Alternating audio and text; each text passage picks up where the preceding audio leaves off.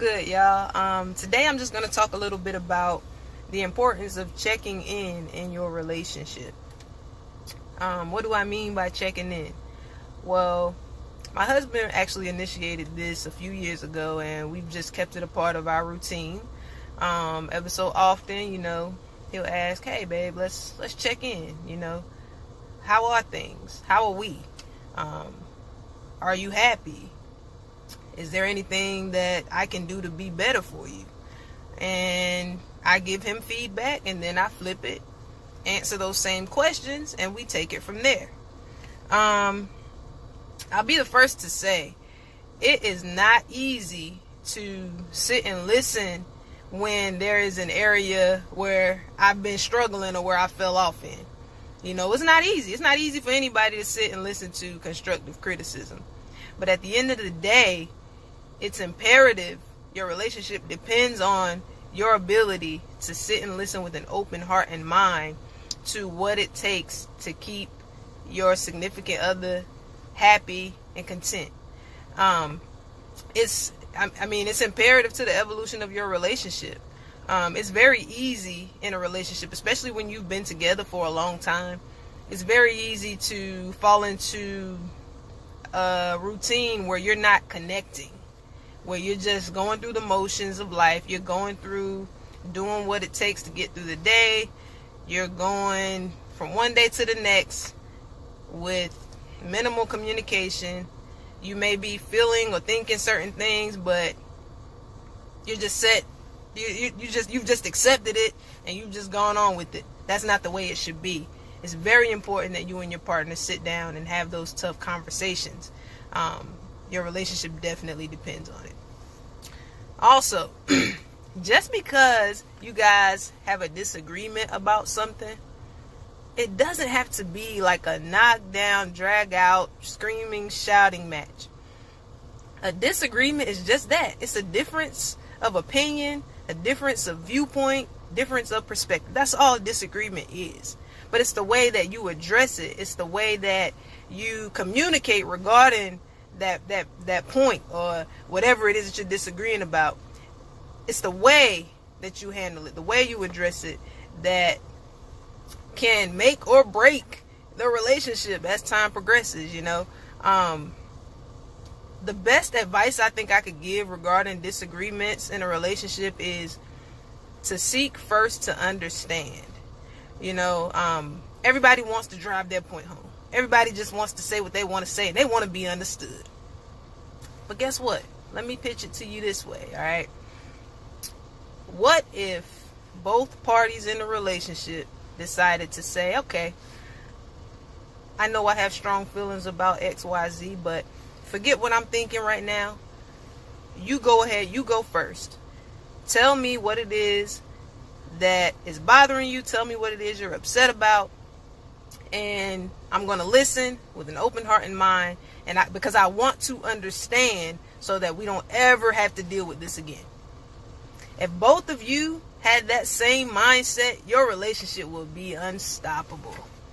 Unstoppable. Nobody will be able to touch it, because you both are putting it in your minds that you want to understand. You want to understand your husband. You want to understand your wife. You want to understand your girlfriend, your boyfriend, whatever the case may be. You want to understand them. They should want to understand you as well. If there's a mutual understanding, then conflict should be minimal. All right? I'm not saying that you're going to agree on everything, because that's absolutely unrealistic. But, if you would seek first to understand when you're having a disagreement or a conversation with differing opinions, you would find sometimes, if you listen, that sometimes you guys are saying the same exact thing, but just in different ways. You're different people. You're not the same person. You don't have the same mind frame. So a lot of times you're arguing. There have been times with me and Greg, we're going back and forth, and he's like, "Babe, we're saying the same exact thing." And I'm like, "Oh yeah, you're right.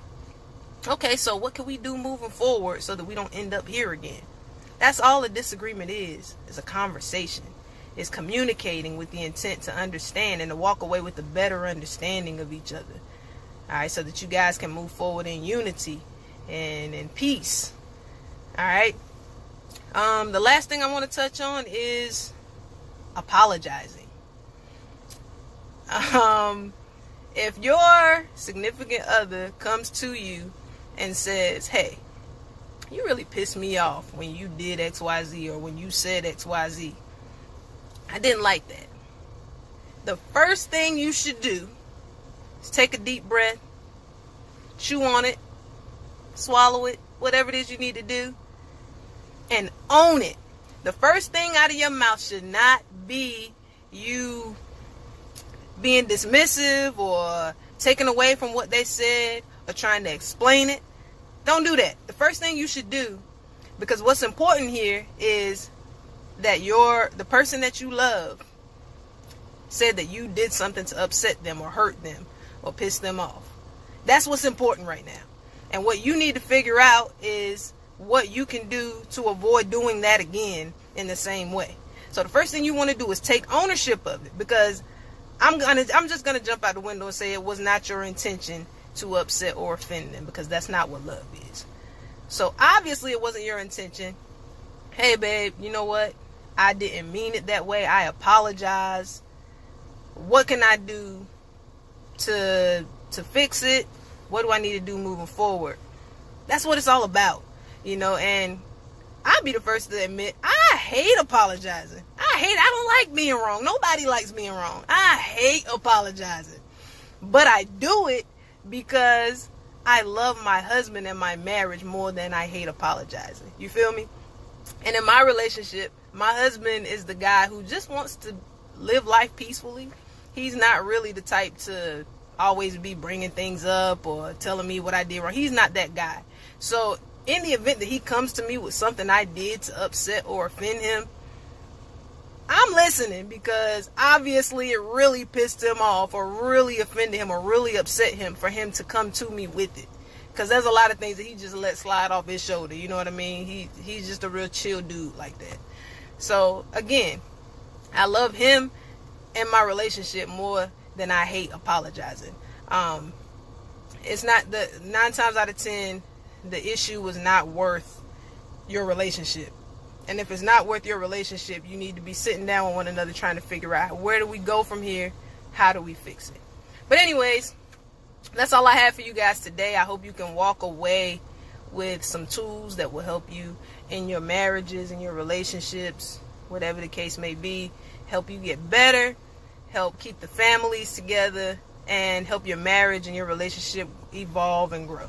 That's all I have for y'all today. Make sure you make sure you subscribe if you haven't subscribed yet. It's a lot of you hitting me up, or I run into you in the streets and you say, oh, your videos are dope, but you haven't subscribed and you don't like and you don't comment. Fix it today. All right? Now I appreciate it. I'll see y'all next week.